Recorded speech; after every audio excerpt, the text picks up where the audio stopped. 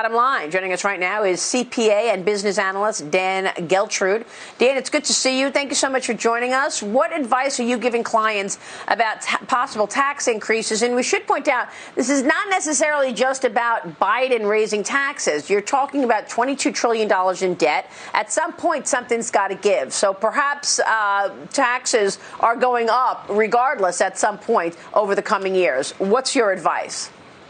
Well, the way I see it, Maria, is taxes are going to have to go up, and according to Joe Biden, and he's virtually promised going back on the Trump tax cuts. So let's take a look at what I think is going to happen here. The first thing he's going to do is he's going to raise income tax rates. Right now, we're at 37%. We used to be at 39.6 before the Trump tax cuts. I think we're going to see that happen. What do people need to do? To the extent it's possible, you should be looking at accelerating your income in 2020 if you can.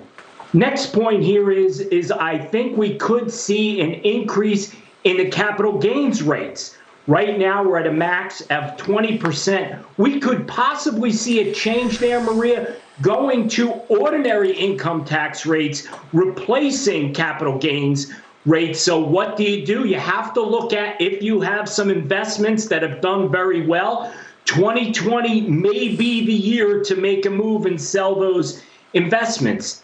Next, the estate tax, or better known as the death tax. We had an extraordinary exclusion put into place by the Trump tax cuts, which was basically, as we stand right now, $11.5 million approximately excluded from your estate. You put it together as a couple, it's over 23 million. I said as soon as this went into effect, everybody who has a significant estate should be looking at getting that wealth to the next generation. I don't think it could ever get any better in terms of death tax than it is right now. So please try to take advantage of that.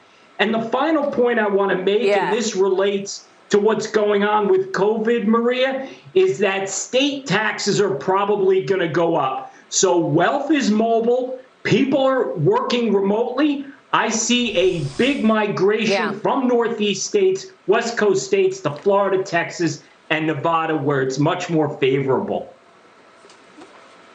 And we've seen a little of that already, right, Dan? I mean, you're seeing people leave New York and go to Florida and Texas for that very reason. No income tax. What's your advice for paying the capital gains taxes, which is, of course, at the center of Biden's tax plan? Should you be selling stocks before the election? Well, that's a tough call, right, Maria, because you're going to be changing positions, and we can't rely on the polls. So I think we have to look at this and say, if we think that Biden can win, and he can, and he could take both houses of Congress, yes, I think you have to strategically look at some investments and selling before the election. Yeah. Well, we'll probably see if he were to win. We'll see a sell-off after the election later on in the year. Let me bring Ryan Payne in here now. Ryan, go ahead. Dan, I'm getting bummed out here, man, to hear about these taxes. Maybe the other side of the coin here is this year could be a very low year for taxes. If maybe you've been furloughed or you're in a lower income bracket, you don't have to take your mandatory distribution if you're over 72. Is this a good year to do some Roth conversions? I know for my clients, I'm always looking for ways to save money on taxes. Money saved in taxes is just as green as any money can make invested. Is that something you're recommending for your clients right now to generate some tax-free income for life, really?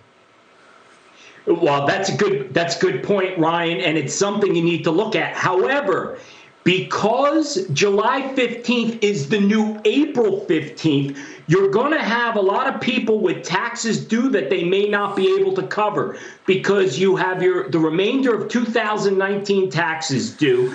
You also have first and second quarter payments due for 2020, all at July 15th. Some people don't pay or put away money for their taxes when they should. They may have gotten caught short.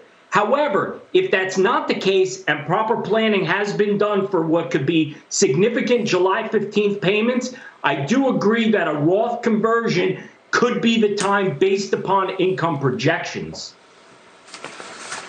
All right. Yeah, you're not usually talking about tax day in the middle of the summer, but it sure is. Tax day is July 15th. Dan, it is great to get your insights this morning.